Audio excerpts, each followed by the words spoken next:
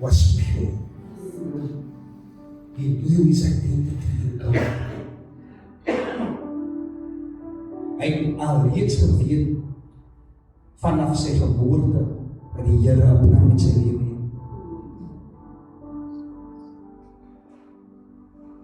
Van die plaas waar hy is, as hy altyd hulle sê wat hulle sê, daarom soos 'n afgeboene.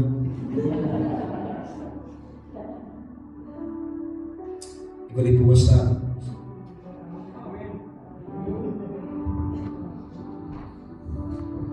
Moenie soos 'n afgeboene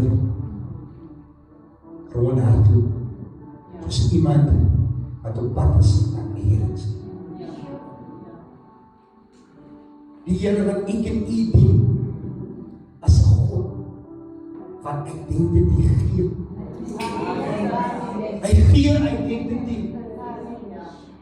Jy is 'n wenner in Christus Jesus wat jou die krag gee.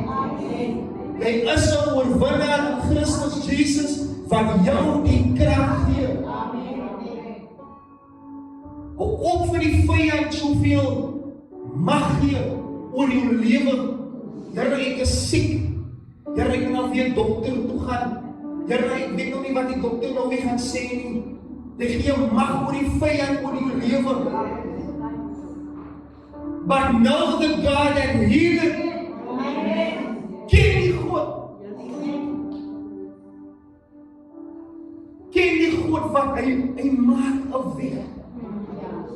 Ken die God wat 'n weg maak. Geslote deure wat hy kan oopmaak. Ystergrendels wat hy kan oopmaak.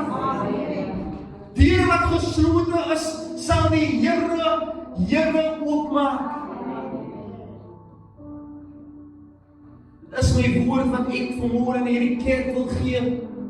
Soos 'n Josef. Ken jou identiteit deur die lowke seasons van jou lewe.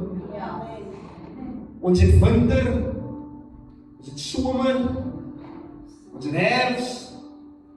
Wat is daar nog? Ons het lente.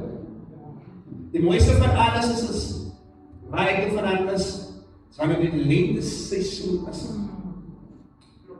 Oh, beautiful. Die son gaan weer skyn. Amen.